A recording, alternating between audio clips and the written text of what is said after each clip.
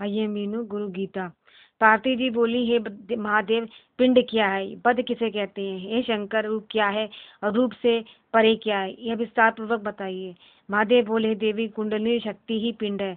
हंस को पद तथा बिंदु को रूप कहते हैं और निरंजन, निराकार और रूपातीत कहते हैं। हे सुमुखी, जिसकी कुंडलिनी शक्ति जागृत होती है वह पिंड से मुक्त हो जाता है। जिसके प्राण हंस में स्थित हो जाते हैं वह पद से मुक्त हो जाता है, और जिसका आत्म ज्योति का नील बिंदु के दर्शन हो जाते हैं वह रूप से मुक्त हो जाता है।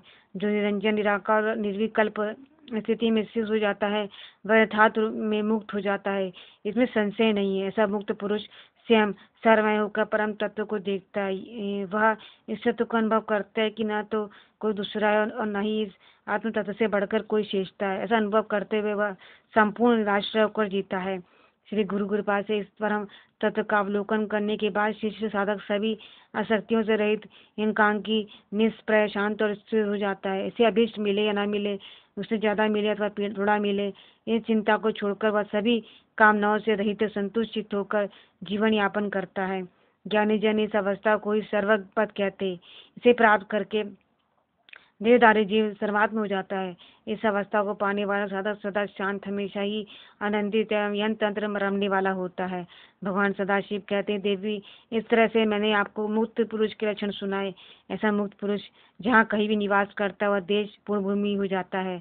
हे देवी, उपदेशित गुरु मार्ग मुक्तिदायक है। गुरु की भक्ति, गुरु का ध्यान और वह सब जो आपसे कहा गया है, हे महान बुद्धि वाली, इस प्रकार से जो कार्य सिद्ध होगा वह मैं बताता हूँ। इसका उपयोग लोक कल्याण के लिए करना चाहिए, न कि लौकिक कार्य के लिए। जो ज्ञानहीन लोग इन सबका लौकिक कामनाओं के लिए उपयोग करते हैं उन्हें बार बार भवसागर में गिरना पड़ता है, परंतु जो ज्ञानी अपने कर्म का निष्काम भाव से प्रतिपादन करते हैं वे सभी कर्म बंधनों से मुक्त रहते हैं। गुरु गीता का भक्ति मंडल पठन, श्रवण एवं इसका लेखन तथा दूसरों को इसे देने से सर्व सुफल प्राप्त होते हैं। प्रभु कहते हैं, देवी, गुरु गीता रूपी शुद्ध तत्व को मैंने आपके सामने कहा है। इसका विधि पूर्वक जब सभी संसारिक कठिनाइयों का विनाश करने वाला है।